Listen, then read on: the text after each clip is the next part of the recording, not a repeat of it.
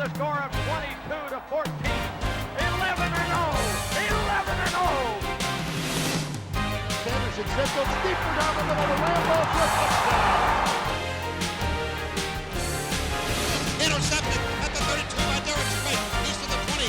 He's to his right. At the 17. He's to the 15. He's to the 10. To the 5. Touchdown Oklahoma.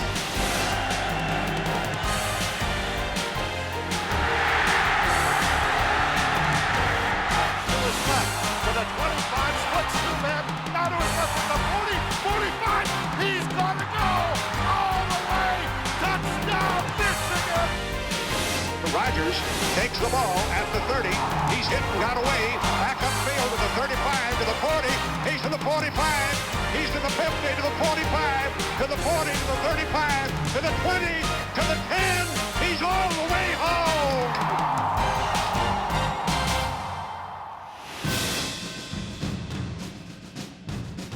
The Great Gridiron Rivalries. Featuring Oklahoma versus Nebraska. Nothing is quite as American as a college football Saturday.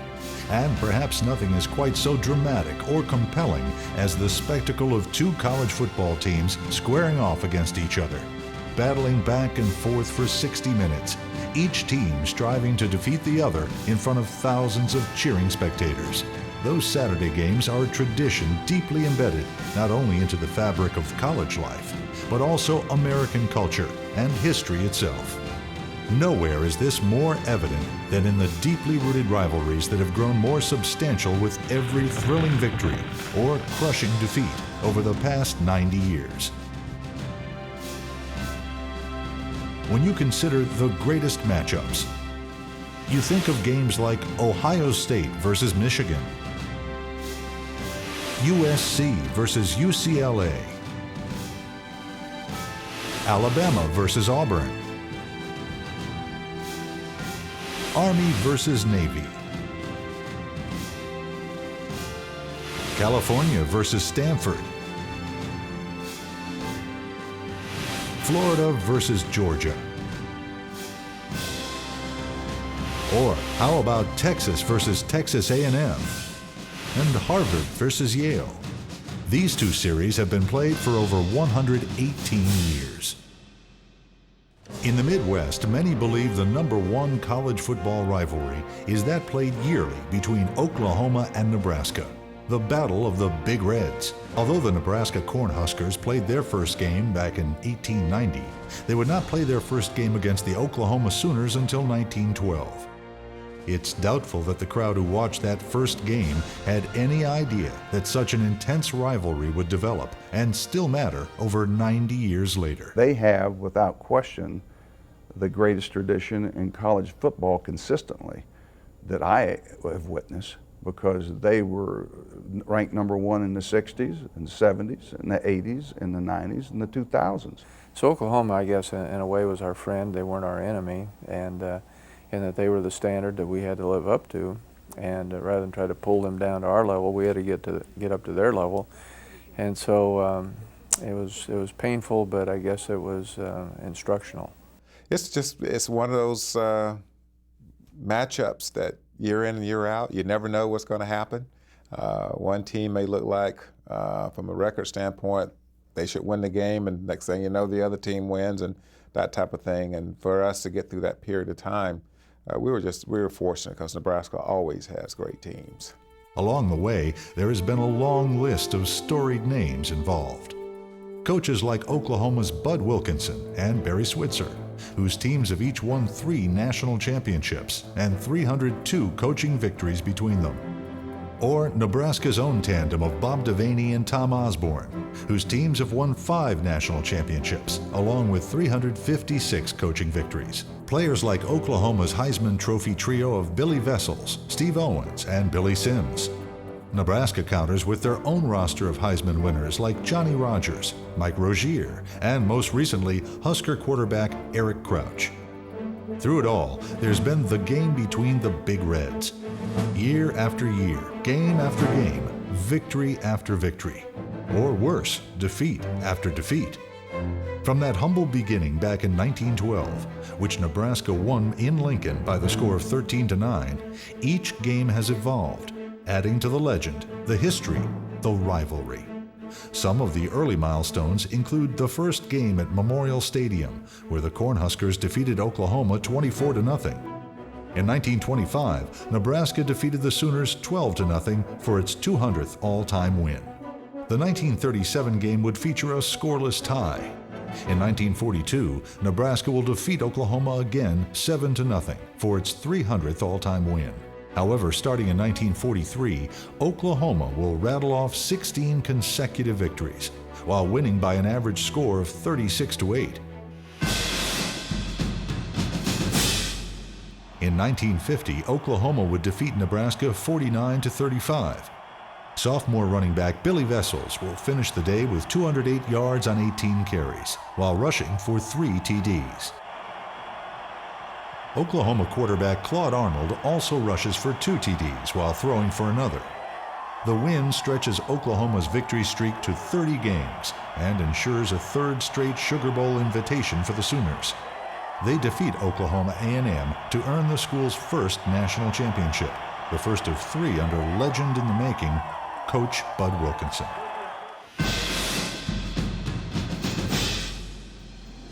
Bill Vessels was the first Sooner to win college football's most prestigious individual award. During his Oklahoma career, Vessels leads the Sooners to a 24-4-1 record.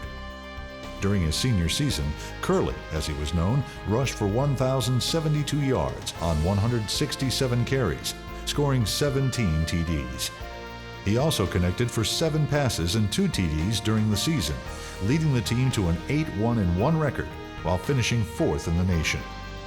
His career totals include 2,085 yards on 329 rushes and 33 TDs. He also caught 21 passes for 391 yards with an additional 4 TDs. Vessels, one of the first great Sooners, stands as OU's 17th ranked rusher. In 1953, he was the first player taken in the draft by the Baltimore Colts. In 1954, while ranked number 3, Oklahoma and Coach Bud Wilkinson's Sooners had their highest score in defeating the Cornhuskers 55-7. Even though the Sooners were in the midst of an NCAA record 47-game winning streak, they weren't allowed to go to a bowl under the conference's no-repeat rule. Despite their loss to the Sooners, Nebraska got the bowl invitation but lost to Duke. In the mid-50s, Oklahoma continued winning, including 2 more national championships in both 1955 and 1956. That year's Battle of the Big Reds would feature a 54-6 Sooner victory.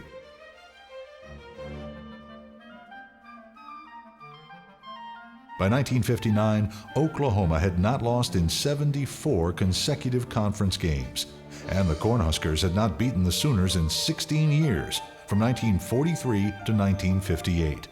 The date was Halloween, Nebraska's homecoming game in Lincoln. The game was close throughout, but by the end, Nebraska would shock Oklahoma by the score of 25-21. A last-minute Sooner comeback attempt failed when Ron Mead intercepts a Bobby Boyd pass in the end zone. With the surprise win, Nebraska Chancellor Clifford Harton will cancel classes for the following Monday so that students will have an extra day to celebrate.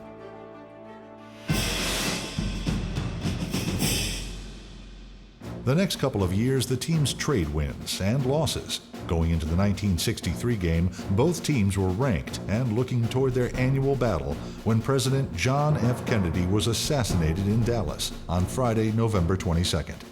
Although both teams did not want to play, conference officials made the decision to go ahead with the game because Oklahoma had 1 game remaining and the Orange Bowl needed a representative.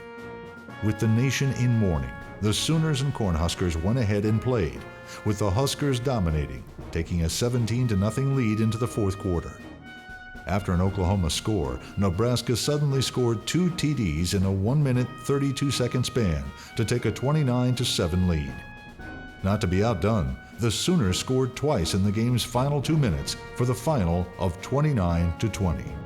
In 1964, under new head coach Gomer Jones, the unranked Sooners gave the number 4 Huskers their only regular season loss, winning 17-7. Surprisingly, the exact same scenario will play out in 1966, when the Sooners beat Nebraska 10-9.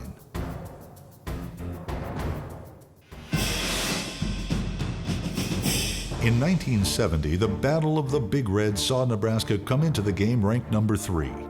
In the game, the Cornhuskers would have to come from behind twice to notch a 28-21 win.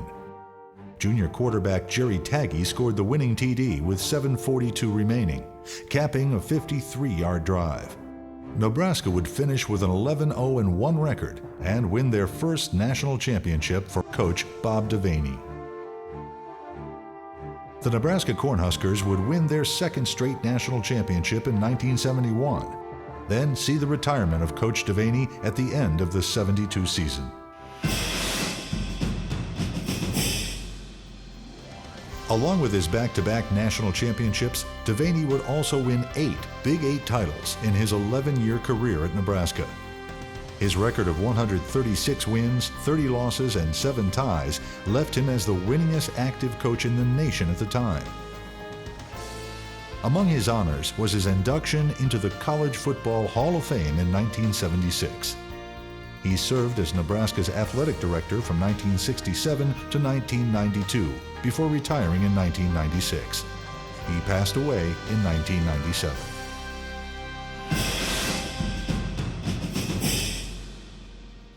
(1973) would see coaching changes at both Oklahoma and Nebraska.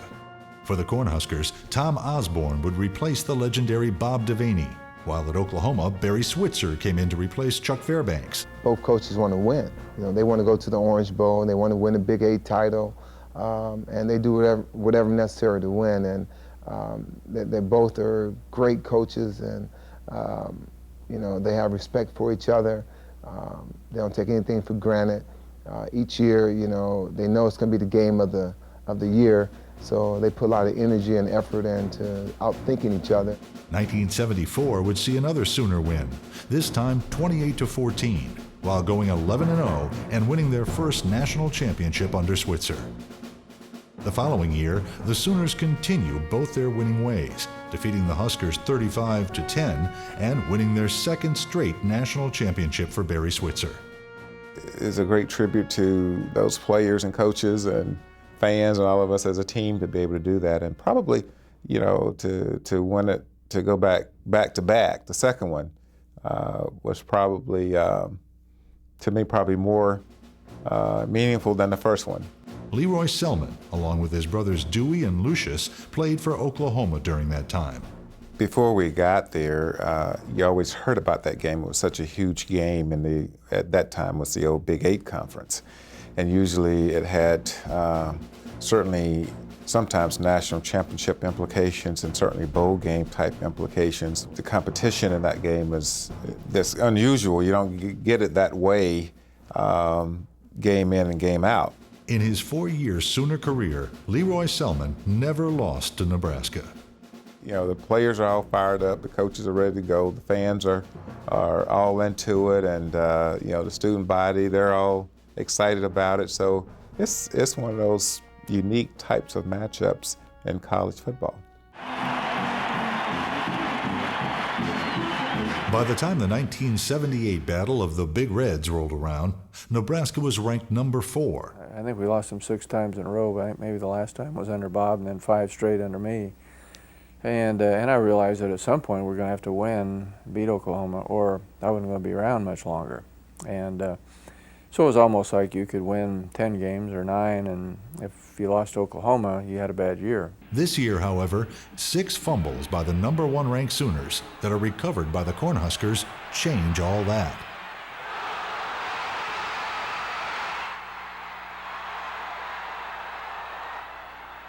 Rick Burns, who rushed for 113 yards and a TD, scored on a 5-yard run in the second quarter.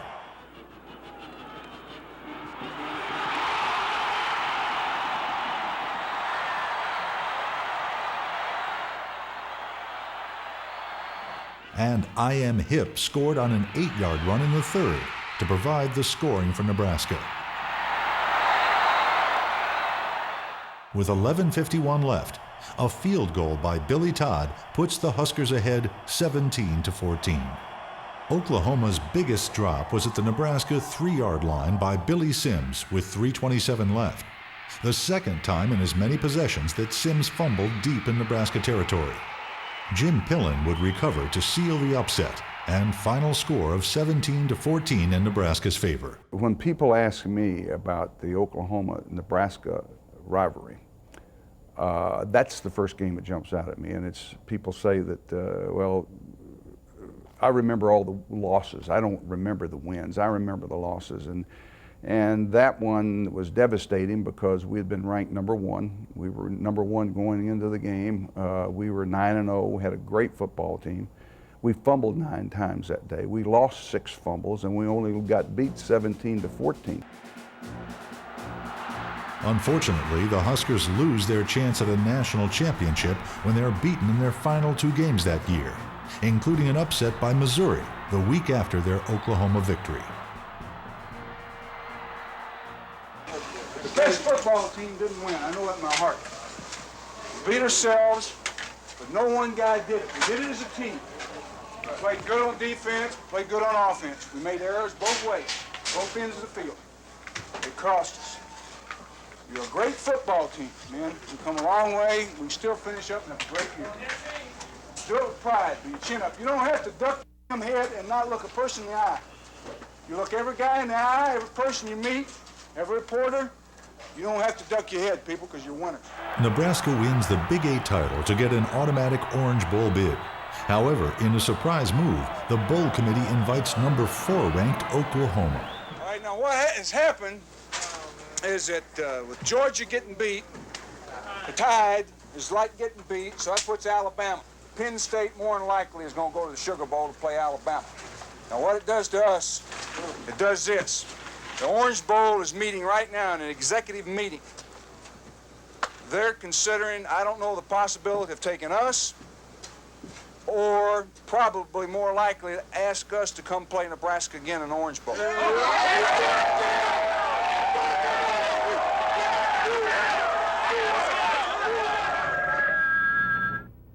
On behalf of the Orange Bowl Committee, I would like to formally extend an invitation to the University of Oklahoma to meet the University of Nebraska in the Orange Bowl Classic on January the 1st. I'm sure that you have been advised that we have asked, as your opponent, the University of Oklahoma. We think that the rematch will be a very exciting game, and one with a tremendous amount of appeal. Hello?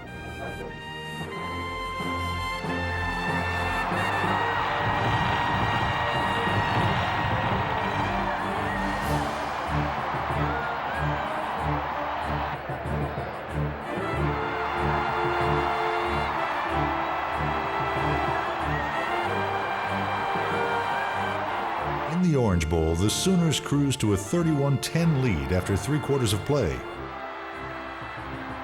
Heisman Trophy winner Billy Sims scored twice. Sooner quarterback Thomas Lott was also responsible for 2 scores.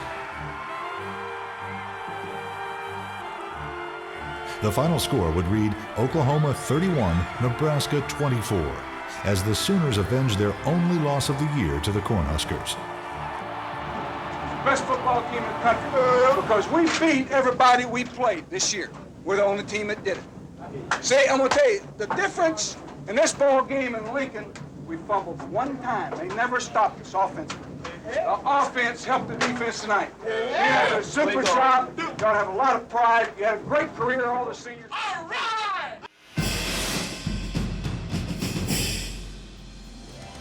In 1978, Sims set a Big 8 single-season rushing record with 1,762 yards on 231 carries, averaging more than 7 yards per carry.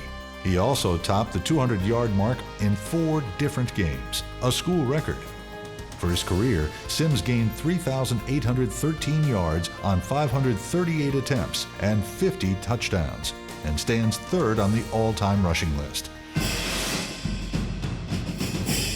opening game of a new decade would see both teams ranked, as 74,000 plus fans were in attendance at Memorial Stadium in Lincoln as the game got underway.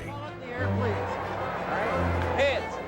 All right, did you understand that he called heads, Nebraska, and it's tails, so Nebraska wins the toss? By the fourth quarter, Nebraska had fought back to take a 17-14 lead on quarterback Jeff Quinn's one-yard plunge. Nebraska fans responded by throwing oranges onto the field, signifying the expectation of another Orange Bowl appearance by the Cornhuskers. You know, it's the moment, you know, everyone knowing that this team is going to go to the Orange Bowl, if it's Oklahoma, if it's Nebraska, or if it's Colorado, whatever, you know. It's fun to see. It's just great the fans can get involved in something like that. After the turf is cleared of the oranges, the Sooners, starting at their own 20, promptly marched down the field in just 8 plays. On the third play of the drive, from the Oklahoma 43, quarterback J.C. Watts executes the option perfectly with a pitch to Buster Rhymes, who takes it all the way to the Husker 14. 5 plays later, and with just under a minute left, Rhymes goes over the top on a 1-yard dive to score the decisive TD in a 21-17 Oklahoma win. You have your hopes up so high that you're going to win this game, and then he comes back and score and take all the juice out of you, you know, all the excitement. I want to say something, man. We got a game next week. We got to back up everything we said. And I want to know one thing. Are there any good Mexican restaurants in Miami?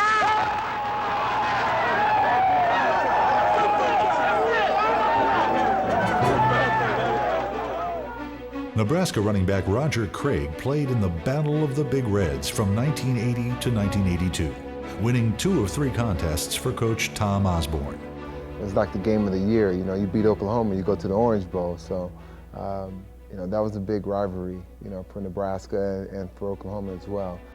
Craig talked about the tradition of Nebraska football. I miss hearing those roar of the cheer of the fans. You know, it's incredible, especially after a big run. You know, I still get goosebumps thinking about the fans. They're awesome. The Huskers would be ranked number 1 throughout 1983, defeating Oklahoma 28-21 in that year's contest. Phelps trying to set up a screen. It's intercepted. Picked off. That is Strasburger. He's dropped. It looks like he might be short. He's at the 1-yard line, but you'll never know. We may never find him.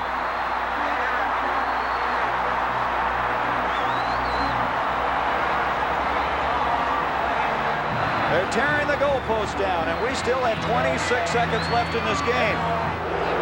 Boy, look at the intensity on that man's face. However, an Orange Bowl loss to Miami would prevent them from winning another national championship. By 1985, the Sooners would regain their footing and finish with a 27-7 win over Nebraska, an 11-1 record, and another national championship for Barry Switzer.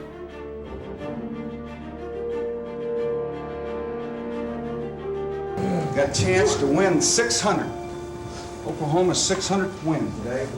Man, I don't know, you know, sometimes you take for granted when you're in the family and a part of it, you don't know what it looks from the outside. With all the respect that people have around the country of Oklahoma football. The 1986 campaign would see the number 3 ranked Oklahoma team defeat the number 2 ranked Nebraska Cornhuskers by the score of 20-17. It would be Oklahoma's 600th all-time win.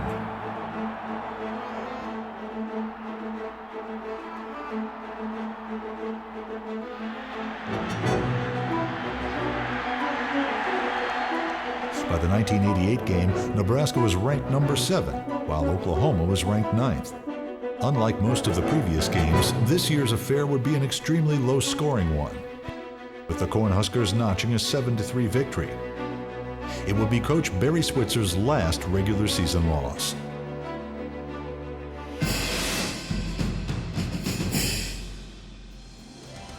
In Switzer's 16-year career at Oklahoma, he would finish with 157 wins, 29 losses, and 4 ties. He would also lead the Sooners to 3 national championships, 12 Big 8 conference titles, and 13 bowl appearances, winning 8. His back-to-back national championships would mark the first time in history that a team had won back-to-back more than once. Barry is a player's type of coach. Of course, knows the game very well, very talented, great motivator, and his heart just goes out to the players. And you can see that it's the genuineness about him. And I think that's what we all of us as players loved about him and respected him for that, and would go out and play our hardest because we wanted to see him succeed. After leaving Oklahoma, Switzer would coach in the NFL, leading the Dallas Cowboys to a Super Bowl title in 1995. In the next 5 years, the Nebraska Cornhuskers and their vaunted black shirt defense would win 4 of 5 games against the Oklahoma Sooners. Each year, the Huskers' overall record would improve, and by 1994, Nebraska was looking like a true national power once again. Nebraska entered the game with the #1 ranking, although backup quarterback Brooke Behringer steps in for the injured Tommy Frazier. The Huskers would depend on their defense in this contest, and Oklahoma could only muster 179 total yards, with 47 of those coming in the second half. The game's only touchdown comes in the fourth quarter, when Abdul Muhammad catches a 44-yard pass to set up a Brooke Behringer 1-yard run. The final score would read 13-3, and the Huskers would finish with a 13-0 record to win Tom Osborne's first national title as a head coach.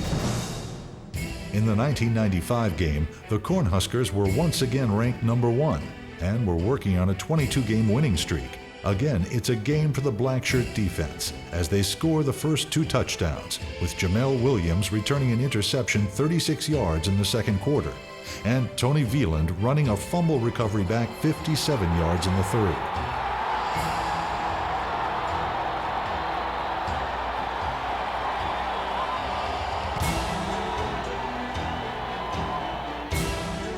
The Sooners can only generate 241 yards of offense, 51 on the ground.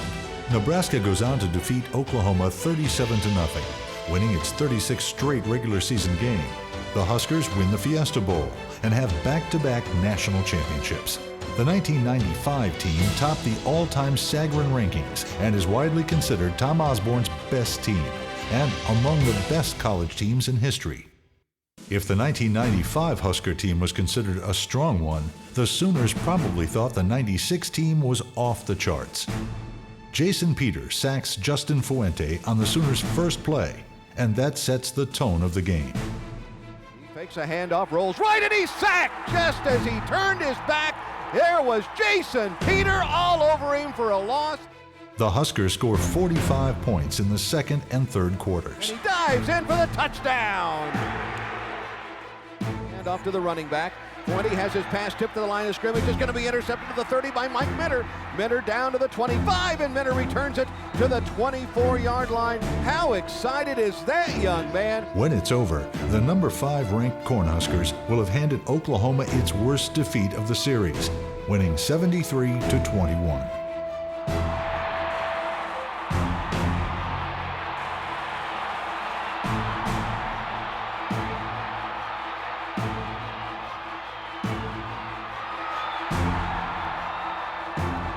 It is also the highest scoring game with 94 total points, along with the most points ever given up by an Oklahoma team. And the 52-point margin of victory is the largest in the series history.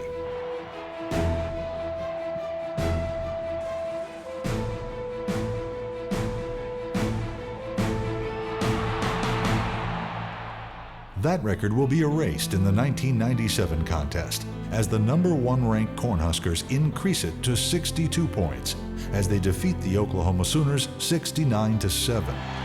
Running the option right side, Brandon Daniels keeps the football. He's separated from the football, loose. It's picked up by Tony Ortiz. Ortiz has it. The play at the line of scrimmage.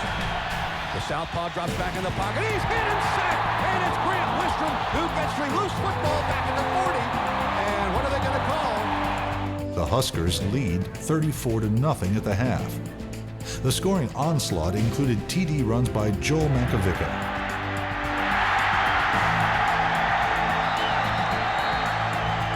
Back at the 41-yard line of Oklahoma. Here's London rolling to the right side, gets a block, now fires a pass, got Newcomb down there, he's got it to 10, and he's shoved out of bounds.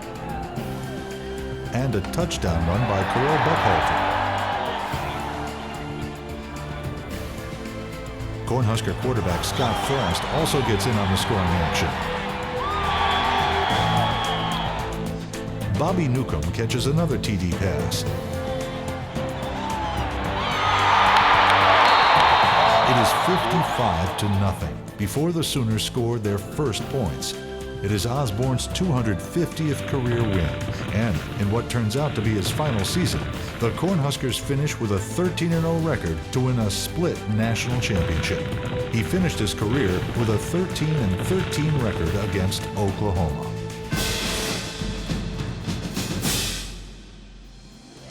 Coach Tom Osborne would finish his 25-year career at Nebraska with a record of 255 wins, 49 losses, and 3 ties. His teams would win a total of 3 championships, including back-to-back titles in 1994 and 1995. They would also win 13 conference championships and make 25 consecutive bowl appearances. He was the fastest coach to win 200 games and the fastest to reach 250. Osborne is currently a member of the United States Congress.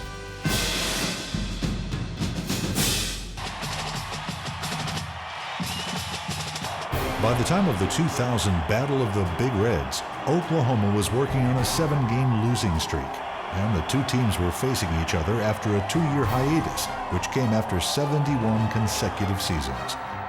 Nebraska had won 9 of the past 11 games and was ranked number 1 for the 4th time in the last 5 meetings.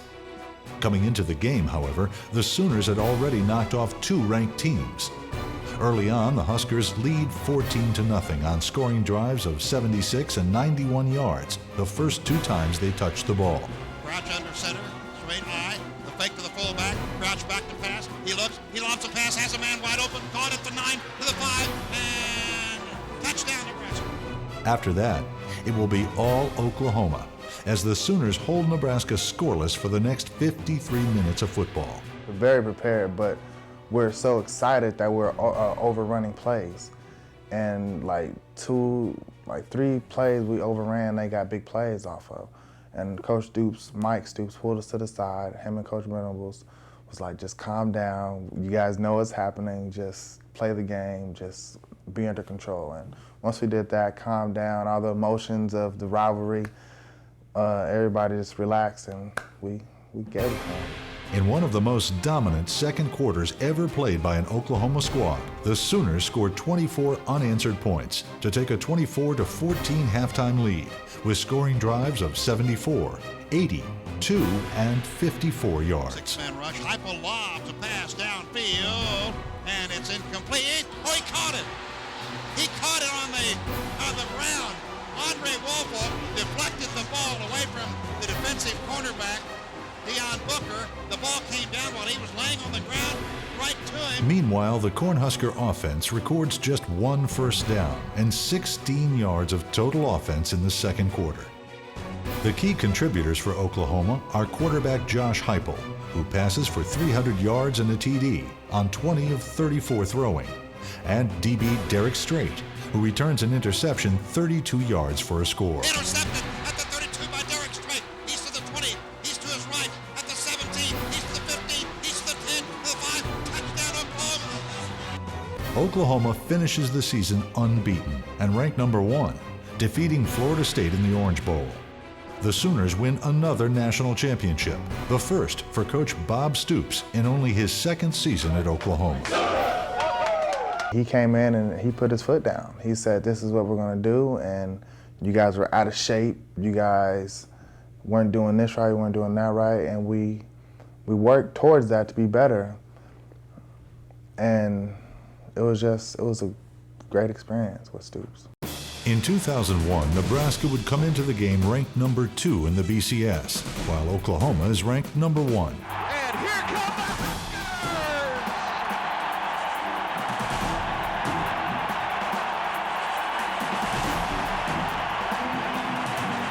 the The winner of the Battle of the Big Reds would have the inside track to the Big 12 championship and a trip to the Rose Bowl, site of the national championship game. 40, 45, 50, 45, 40, 35, 30. Just tripped up from behind, and down he goes. The Sooner defense holds the Cornhuskers to just 164 total yards on the ground.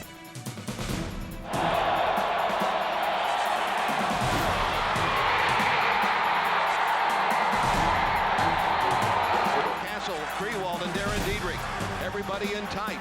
Here is a handoff to Dietrich over the left side. He's in! Touchdown! Nebraska, on the other hand, had entered the game as the nation's top-ranked rushing offense with a 338.8 yards per game average. First down and 10 to go. Here's a handoff to Thunder, who gives it back to Mike Stuntz. He's going to throw it. He's got a man out there at the 40. It is Eric Crouch.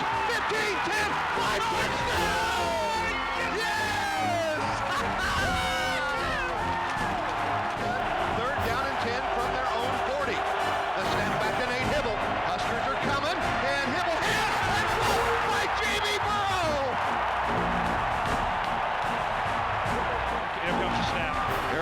Just puts a knee down. Oh, yeah. Oh, yes, and Oklahoma has no more timeouts. This is going to take care of it. The Huskers come into this one, and they beat Oklahoma. Despite the lack of offensive production, Nebraska defeats the Sooners 20-10, as Oklahoma suffers its first defeat in 20 games. We lost sight of our goals. We got ahead of ourselves. We made a lot of mental errors. And when you play back the film, you see we weren't lining up right. We just had that swagger where we got cocky. We really did, and we paid for it. Based on his performance in 2001, Nebraska quarterback Eric Crouch will win the Heisman Trophy.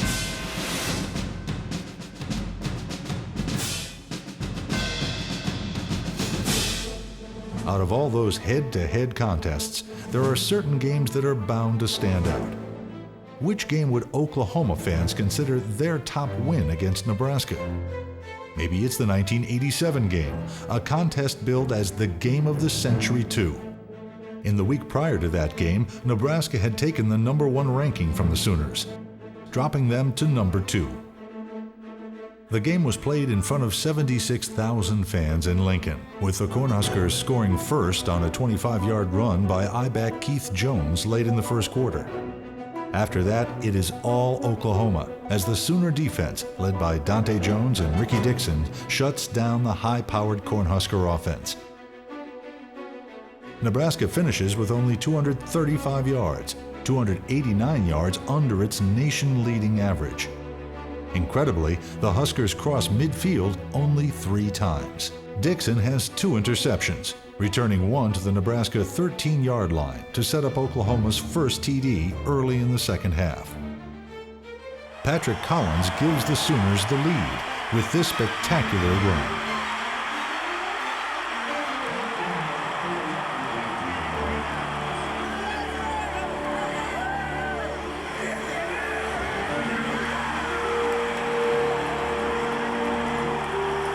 If not for 4 fumbles and an interception, the final score could have been much worse than 17-7. When we went back out that second half, you had to believe. You had to believe. Because, man, we didn't help ourselves much. We didn't help the defense. Terrible field position, couldn't make first downs, and all of a sudden we make a play. Make a play. We score, get it in. But I'm going to tell you something, man. That goal line stand, just like Texas.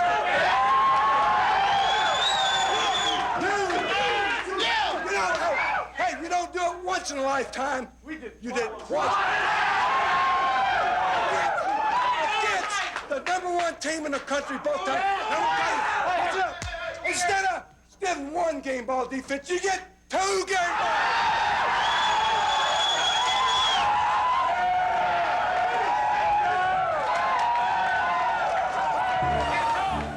On the other hand, maybe Nebraska fans might think that their top game is the 1971 contest, fondly remembered as the Game of the Century, and what turns out to be one of the most memorable games in college football history. Nebraska comes into the Thanksgiving Day contest in Norman ranked #1, while Oklahoma is ranked #2. Heisman Trophy winner Johnny Rodgers gets things started with an incredible 72-yard punt return. Takes the ball at the 30.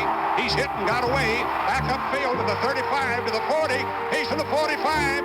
He's to the 50, to the 45, to the 40, to the 35, to the 20, to the 10. He's all the way home.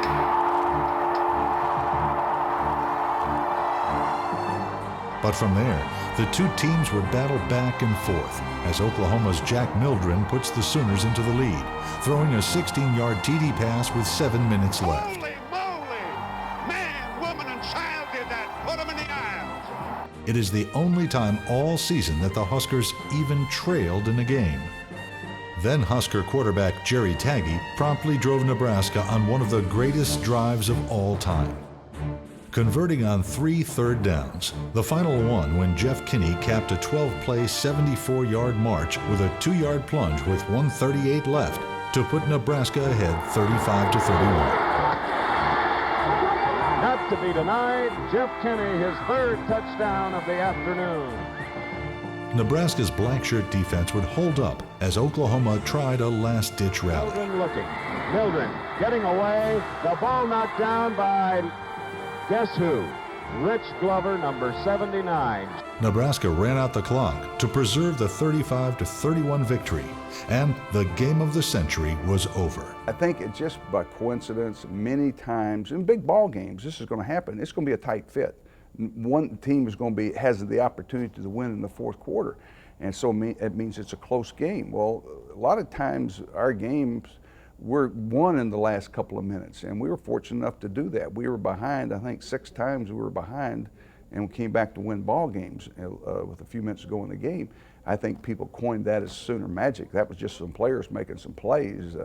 Keith Jackson, Jamel Holloway, Billy Sims, J.C. Watts, Thomas Lott. It doesn't make any difference who they are. They were great, outstanding players, and players make big plays in big games to win.